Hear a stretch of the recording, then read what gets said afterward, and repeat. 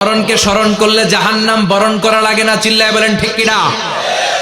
আবার আল্লাহ বললেন, গোলাম, স্পেশাল একজন ফেরেশতা আমি মরণের জন্য সিলেক্ট করলাম, নাম মালাকুল মাউত। তাকে আমরা আজরাইল বলে চিনি। এই মালাকুল মাউত তার বাহিনী নিয়ে নির্ধারিত টাইমে গোটা বিশ্বের সব মানুষের রূহ কবজ করে। অন টাইম নাকি দেরি করে? মালাকুল মাউত আগেও আসে না, পরেও আসে না। সুবহানাল্লাহ পড়েন। সাইয়েদনা সুলাইমান আলাইহিস সালামের জামানাতে ওনার এক ওয়াজির ছিল, মন্ত্রী। ওই মন্ত্রীকে নিয়ে উনি বৈঠক করতেন। ওনার সময় উনি মালাকুল মাউতের সাথে বৈঠক করতেন। শুনতেছেন? আপনাদের মনোযোগ আছে তো? উনি বৈঠকে বসেছেন, মালাকুল মাউতও বসা, ওয়াজিরও বসা। হঠাৎ মালাকুল মাউত ওয়াজিরের দিকে বড় বড় চোখ করে তাকাচ্ছে। বড় বড় চোখ করে তাকানোতে ওয়াজির ভয় পেয়েছে। হঠাৎ মালাকুল মাউত চলে গেল। ওয়াজির বলে, ও সুলাইমান আলাইহিস সালাম, এই যে লোকটা বড় বড় চোখ করে আমার দিকে তাকালো, এটা কে? সাইয়েদনা সুলাইমান বলে, হাদা মালাকুল মাউত। যে বর্ণনাটা বলছি এটা হাদিস না, এটা হচ্ছে ইসরাইলিয়া, জিউস ট্র্যাডিশন। কোরআন হাদিসের সাথে কোনো দ্বন্দ্ব নাই, তাই বর্ণনা করা যাবে। বিষ্ণু বলেছেন, বাল্লিগু আন্নি ওয়ালাউ আয়া। আবার বলেছেন, ওয়া হাদিসু আন বনি ইসরাঈল ওয়ালা হারাজ। বনি ইসরাইলের ট্র্যাডিশন বর্ণনা করো, জিউস ট্র্যাডিশন বর্ণনা করো, এতে কোনো সমস্যা নাই। ওয়াজির বলে, ও সাইয়েদনা সুলাইমান, বড় বড় চোখ করে যে তাকালো লোকটাকে? সাইয়েদনা সুলাইমান বলে, হ্যাঁ, দা মালাকুল মাউত, এটা মৃত্যুর ফেরেশতা। ওয়াজিরের কলিজায় পানি নেই। এটা কি ফেরেশতা? শুনে তো পিলে চমকে গিয়েছে। কয় কি? মালাকুল মাউত তো আমার চিনে ফেলাইছে, বাড়ি চিনে ফেলছে, আমার খবর আছে। সাইয়েদনা সুলাইমান আলাইহিস সালাম জিনদেরকে দিয়ে কাজ করাতেন, মেঘমালাকে দিয়ে কাজ করাতেন, বিশাল সিংহাসন নিয়ে পৃথিবীর প্রাচ্য থেকে পাশ্চাত্যে ঘুরে বেড়াতেন। সাইয়েদনা সুলাইমানকে ওয়াজির বলে, ও সুলাইমান, মেঘমালাকে আদেশ করে দেন, আমি আর এই ফিলিস্তিনের ভূখণ্ডে থাকতে চাই না। আকাশের মেঘমালার উপরে আমারে বসিয়ে দেন, আর বলে দেন আমারে নিয়ে যেন আকাশের মেঘমালা হিন্দুস্তানের ওই দূর পর্বতে রেখে আসে। আকসা আল হিন্দ, হিন্দের সবচেয়ে দূরবর্তী জায়গায় যেন আমারে রেখে আসে।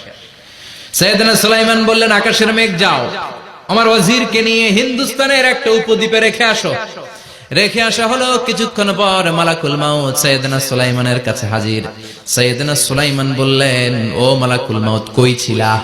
কই, একটু আগে হিন্দুস্তান থেকে আপনার ওয়াজিরের রূহ কবজ করে আসছি। সুবহানাল্লাহ পড়েন। এটা আবার কেমন কথা, তুমি ওইখানে গেলা কেন? কয়, রব্বুল আলামিন কিছুক্ষণ আগে আমার কাছে পয়গাম পাঠিয়েছে, যাও সাইয়েদনা সুলাইমানের ওয়াজিরের রূহটা কবজ করো। কবজ করার জায়গা হলো হিন্দুস্তানের উপদ্বীপ। কোন জায়গায়? মালাকুল মাউত এসে দেখে সুলাইমান নবীর সাথে মিটিং করে। ওয়াজির কার সাথে মিটিং করে? সুলাইমান নবীর সাথে। কিন্তু ফরমানে লেখা রূহ কবজ করতে হবে কোথায়? হিন্দুস্তানে। সুবহানাল্লাহ কইবেন না? এজন্য বড় বড় চোখ করে আমি তাকিয়েছি, আর মনে মনে ভাবলাম, টাইম তো নাই, কারণ মৃত্যু তো অন টাইমে হতে হয়, এখনই ওর রূহ কবজ করতে হবে। কেমন করে ওইখানে যাবে আমি জানি না, আমি আগে চলে যাব। মালাকুল মাউত চলে গেল, যে দেখে ওই জায়গায় ওয়াজিরও হাজির। সাথে সাথে রূহ কবজ করে আল্লাহর কাছে চলে গিয়েছে। পড়েন সুবহানাল্লাহ। এজন্য আল্লাহ বললেন, মালাকুল মাউত আমি নির্ধারণ করে দিয়েছি, পৃথিবীর প্রতিটি মানুষ মালাকুল মাউতকে দেখবে, চাক্ষুষ দেখবে, ভালো হলেও দেখবে, খারাপ হলেও দেখবে। কার কথা? ভালো মানুষ যদি হয়, আল্লাহওয়ালা যদি হয়, ইসলাম প্রিয় যদি হয়, ডানপন্থী যদি হয়, মৃত্যুর সময় মালাকুল মাউত আলা সূরাতি শাবিন আলা আহসানি সূরা, একজন যুবকের আকৃতিতে চমৎকার ধবধবে সাদা একটা জুব্বা পরে, জান্নাত থেকে জান্নাতি কাফন নিয়ে, হানুত মিন হানুতিল জান্নাত, জান্নাতের সুগন্ধি নিয়ে মুমূর্ষ রোগীর মাথার সামনে এসে বসে যায়, আর দেহটার ইঙ্গিত করে বলে, ইয়া আইয়াতুহান নাফসুত তাইয়্যিবা, ও পবিত্র আত্মা। আরেক বর্ণনায় এসেছে, ইয়া আইয়াতুহান নাফসুল মুতমাইন্নাহ, ও প্রশান্ত আত্মা, উখরুজি ইলা মাগফিরাতিম মিনাল্লাহ, আল্লাহর ক্ষমার দিকে বের হয়ে আসো। উখরুজি ইলা মাগফিরাতিম মিনাল্লাহি ওয়া রিদওয়ান, আল্লাহর ক্ষমার সন্তুষ্টির দিকে রূহটা বের হয়ে আসো। স্মুথলি বলার সাথে সাথে মুমিনের দেহ থেকে রূহটা বের হয়ে আজরাইলের হাতে চলে যায়। স্মুথলি বলার সাথে সাথে স্বাচ্ছন্দ্যে, আনন্দে মুমিনের দেহ থেকে রূহটা সা করে বের হয়ে মালাকুল মাউতের হাতে এসে পড়ে। পড়েন সুবহানাল্লাহ। আল্লাহ এমন মৃত্যু তুমি আমাদের নসিবে রেখে দিও, চিৎকার করে পড়েন আমিন। আর যারা ইসলাম মানে নাই, আর যারা কোরআন মানে নাই, আর যারা দিন কায়েমের আন্দোলন করে নাই, দিনকে ভালোবাসে নাই, বাম আর রামপন্থী ছিল, নাস্তিক ছিল, ইসলাম বিরোধী ছিল, তাদের কাছেও মালাকুল মাউত আসে কি আসে না? চিল্লায় বলেন আসে কি আসে না? তাদের কাছেও আসে, কিন্তু আলা সূরাতি আকবাহি রাজুল, একজনের চেহারা যত ভয়ঙ্কর হতে পারে, যত নিকৃষ্ট হতে পারে, এরকম ভয়ঙ্করতম নিকৃষ্ট দুর্গন্ধওয়ালা একটা চেহারা নিয়ে আসে।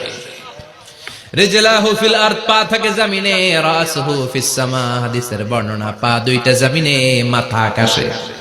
এসে ধমক দিয়ে জালিমের মাথার সামনে এসে বলে, ইয়া আইয়াতুহান নাফসুল খাবিসা, হে পাপাত্তা, হে অপবিত্র আত্মা, উখরুজি ইলা সাখাতিল্লাহি ওয়া গাদাবিহি, আল্লাহর রাগের দিকে, আল্লাহর অসন্তুষ্টির দিকে বের হয়ে আয়। মালাকুল মাউতের এই অর্ডার পাওয়ার সাথে সাথে রূহটা কিন্তু বের হয় না। মুমিনের রূহকে ডাক দিলে যেমনি স্মুথলি বের হয়, কাফিরের রূহ এভাবে বের হয় নাকি? কথা বলেন। রূহটা ডানে যায়, ফাতাতাফাররাক, একবার রূহটা ডানে যায়, আবার রূহটা বায়ে যায়, আবার সামনে যায়, পায়ে যায়, হাতের মধ্যে ঢুকে ডানে বায়ে যায়। মালাকুল মাউত আবার ধমক দিয়ে বলে, ইয়া আইয়াতুহান নাফসুল খাবিসা, পাপাত্তা বের হয়ে আয়। রূহটা আবার ডানে যায়, বায়ে যায়, সামনে যায়, পেছনে যায়। এবার ঘপাস করে মালাকুল মাউত রূহকে ধরে টান মারে। সারা দেহটা থেকে প্রাণ রস সিক্ত করতে করতে দেহ থেকে রূহটাকে টেনে হিচড়ে বের করে আনে। আর মুমূর্ষু রোগীটা চিৎকার মারতে থাকে, পড়েন না আউযু বিল্লাহ। একটা জীবন্ত ছাগলের চামড়াগুলো জবাই না দিয়ে কেউ যদি টেনে টেনে বের করে, ছাগল জবাই হয় নাই কিন্তু চামড়া এক পাশ থেকে টেনে টেনে টেনে হিচড়ে আপনি গা থেকে বের করলে যত কষ্ট হয়, এর চেয়েও বেশি কষ্ট দিয়ে মালাকুল মাউত বামপন্থী আর কাফেরদের রূহটা দেহ থেকে বের করে আনে। পড়েন না আউযু বিল্লাহ।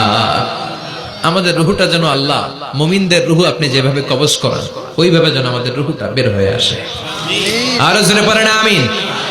এজন্য আল্লাহ বললেন, বাল তুসিরুনাল হায়াতাদ দুনিয়া ওয়াল আখিরাতু খায়রু ওয়া আবকা।